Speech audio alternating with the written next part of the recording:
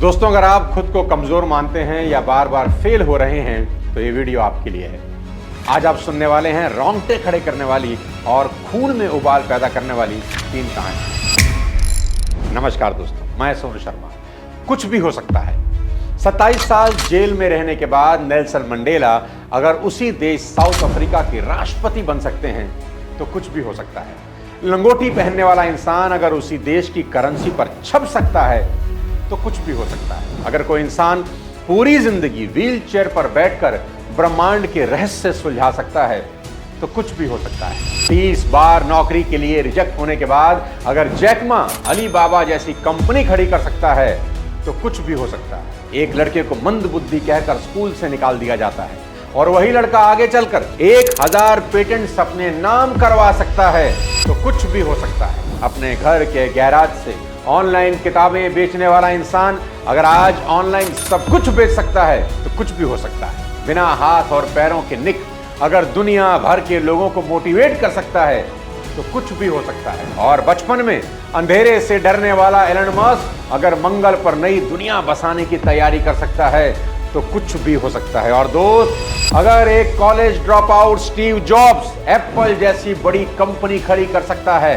तो कुछ भी हो सकता है। और 8 साल का वो लड़का गांव में अखबार बेचते बेचते अगर भारत देश का राष्ट्रपति हो सकता है तो कुछ भी हो सकता है। आज बात करूंगा उन लोगों की जिन्होंने असंभव को संभव बना दिया। सबसे पहले मेरे फेवरेट अब्राहम लिंकन।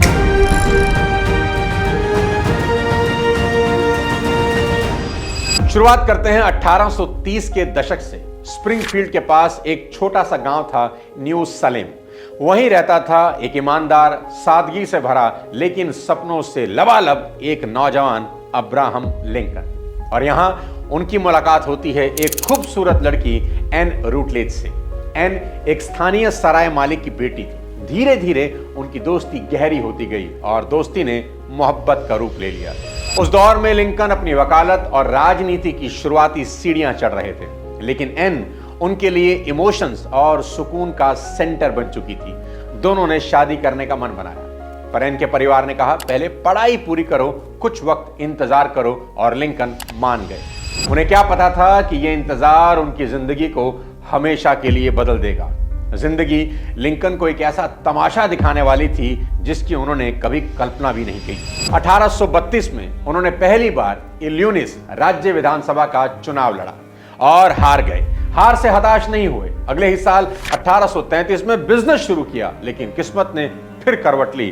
बिजनेस बुरी तरह फेल हो गया और लिंकन गहरे कर्ज में डूब गए। लेकिन असली झटका तो अब आने वाला था। 1835 में अचानक एन रूटलेज, वो लड़की जिससे लिंकन सच्चा प्रेम करते थे, उसे टाइफाइड हो गया। कुछ ही दिनों में उसकी हालत इतनी बिगड़ गई कि कोई उम्मीद नहीं बची और 25 अगस्त 1835 को एन की मौत हो गई। लिंकन अब पूरी तरह टूट चुके थे। उन्होंने कहा मेरी आत्मा ही जैसे एन के साथ चली गई हो। दोस्तों ने बताया वो कई दिनों तक किसी से मिले तक नहीं, ना खाते थे ना बोलते थे, गहरे डिप्रेशन में डूब गए। डॉक्टरों ने इसे नर्वस ब्रेकडाउन कहा क्योंकि वो मानसिक थकान, उदासी और अस्थिरता से गुजर रहे थे। उनके करीबी दोस्त ने बताया मैंने लिंकन को कई रातें रोते और एन की याद में बिखरते देखा। लेकिन यहां से असली कहानी शुरू होती है। उन्होंने खुद को संभाला और एक बार फिर जिंदगी के मैदान में लौट आए। 1838 में स्पीकर यानी विधानसभा अध्यक्ष बनने की कोशिश की और नतीजा फिर हारे। 1843 में चुनाव लड़ा, नतीजा फिर हारे। 1855 में सीनेट का चुनाव लड़ा, रिजल्ट फिर हारे। 1856 में उपराष्ट्रपति पद के लिए पार्टी का नॉमिनेशन मांगा, नहीं मिला। और 1858 में स्टीफन डगलस के खिलाफ सीनेट का चुनाव लड़ा। फेमस लिंकन डगलस डिबेट हुई, लेकिन नतीजा फिर हार। ऐसा लगता था जैसे किस्मत बार बार उन्हें धक्का दे रही थी, पर उन्होंने कभी गिरकर ठहरना नहीं सीखा, सिर्फ उठना सीखा था। पर इतना सब कुछ झेलने के बाद भी उस लोहे के जिगर जैसे इंसान ने अपनी हार को अपनी पहचान नहीं बनने दिया। वो प्यार में हारे, बिजनेस में हारे, राजनीति में बार बार हारे, लेकिन झुके नहीं, टूटे नहीं, रुके नहीं और आखिरकार कुदरत को मेहरबान होना ही पड़ा। 1860 में लगातार संघर्ष और पब्लिक सपोर्ट की बदौलत वो अमेरिका के 16वें राष्ट्रपति बन गए। उन्होंने ना सिर्फ सिविल वॉर जैसी भयंकर लड़ाई में देश को एकजुट रखा, बल्कि गुलामी जैसी प्रथा को खत्म कर इतिहास में अमर हो गए। जरा सोचिए दोस्त, एक ऐसा इंसान जो प्यार में टूटा, बिजनेस में डूब गया, पॉलिटिक्स में बार बार गिरा, वही इंसान एक दिन दुनिया के सबसे ताकतवर देश का राष्ट्रपति बन जाता है। तो फिर हम और आप किस बात का रोना रो रहे हैं? हालात कैसे भी हों, उठना तो हमें ही होगा और अपना मुकद्दर अपने हाथों से लिखना ही होगा। अब अगली कहानी आपके रोंगटे खड़ी करने वाली है, जिसे सुनकर ठंडा पड़ा खून भी ज्वालामुखी की तरह धधकने लगेगा। दोस्तों, जिंदगी में शरीर की नहीं, सोच की सीमाएं मायने रखती हैं और इसका सबसे बड़ा एग्जाम्पल है स्टीफन हॉकिंग। 21 साल की उम्र में उन्हें ALS यानी एमियोट्रोफिक लेटरल स्क्लेरोसिस नाम की बीमारी हुई। ये एक गंभीर और न्यूरोमस्कुलर डिजीज है। यह दिमाग और रीढ़ की हड्डी में मोटर न्यूरॉन्स को खत्म कर देती है। डॉक्टर ने उन्हें कहा वो सिर्फ 2 से 3 साल के मेहमान हैं। I was never actually told that I had only 2 years to live, but I could see the doctors didn't think my prospects were good. लेकिन उन्होंने हार मानने की बजाय अपने दिमाग को ब्रह्मांड जितना बड़ा बना दिया। वो कहते थे, My body may be limited, but my mind is free. Wheel chair पर बैठा वो इंसान पूरी दुनिया को टाइम, ब्लैक होल और यूनिवर्स के राज समझा गया। उसने अपनी बीमारी को कमजोरी नहीं, ताकत में बदल दिया। अपनी जिज्ञासा को मरने नहीं दिया और अपने ह्यूमर को आखिर तक छोड़ा नहीं। अपनी गंभीर हालत के बावजूद हॉकिंग हमेशा हल्का फुल्का ह्यूमर जारी रखते थे। वो द सिम्पसंस और स्टार ट्रेक जैसे शो में भी दिखे। Personnel report to duty stations. Wrong again, Albert. Red alert. उन्होंने कहा, जीवन बेहद मुश्किल हो जाएगा अगर हम हंसना छोड़ दिए। सीख बेहद आसान है दोस्त, चाहे हालात कितने भी कठिन क्यों ना हो, मुस्कुराना और उम्मीद रखना मत छोड़ना। ALS के कारण जब उनका पूरा शरीर लकवाग्रस्त हो गया तो उन्होंने बोलने की अपनी ताकत भी खो दी। लेकिन कमाल की बात देखिए, उन्होंने टेक्नोलॉजी की मदद से अपनी आवाज बनाई, किताबें लिखी, लेक्चर दिए और लाखों लोगों को इंस्पायर किया।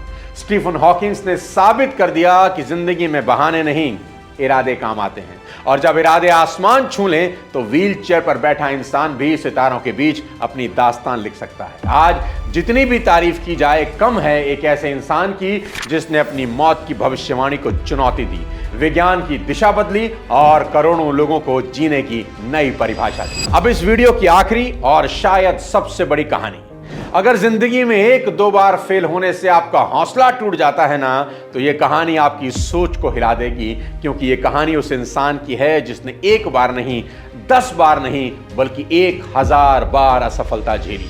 लेकिन जब वो 1 बार जीता तो पूरी दुनिया की रातें रोशन हो गई। ये कहानी है थॉमस एल्वा एडिसन की। एडिसन का जन्म 11 फरवरी 1847 को अमेरिका में हुआ। एडिसन बचपन से ही बहुत सवाल पूछते थे।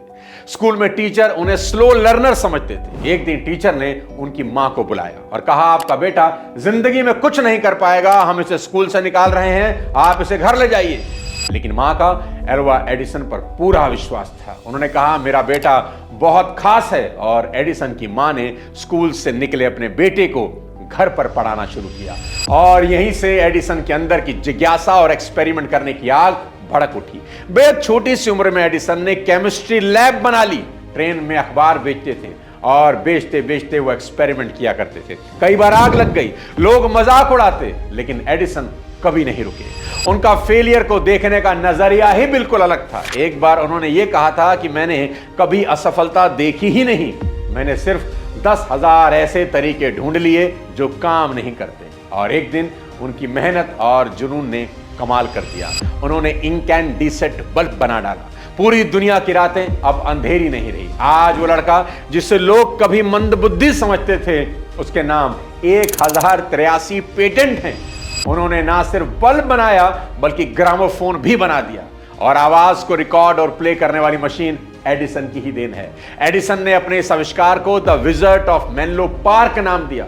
यहीं से ग्रामोफोन्स, रिकॉर्ड्स, ऑडियो डिवाइसेस की नींव रखी गई और दुनिया का सबसे पहला मूवी कैमरा और प्रोजेक्शन डिवाइस एडिसन और उनकी टीम ने ही बनाया।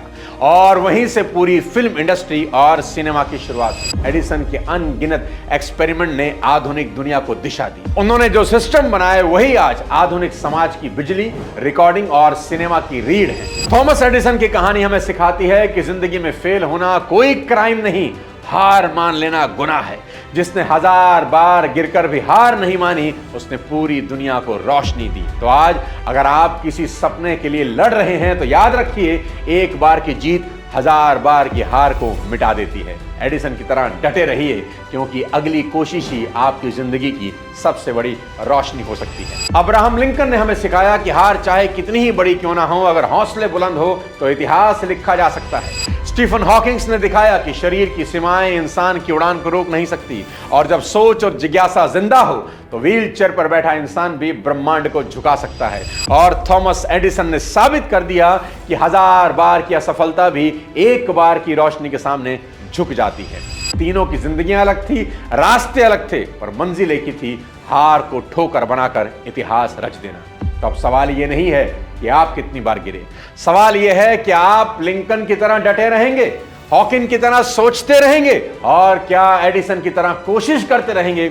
अगर जवाब हां है तो आपको बहुत बहुत बधाई, क्योंकि जो इंसान हार से नहीं डरता ना, वो एक दिन दुनिया को बदल ही देता। वीडियो अगर पसंद आया हो तो शेयर जरूर करिए। अगले किसी और धमाकेदार वीडियो के साथ जल्द आपसे मिलता हूं। तब तक अपने स्वास्थ्य का ध्यान रखिए और चैनल को सब्सक्राइब जरूर करिए। जय हिंद।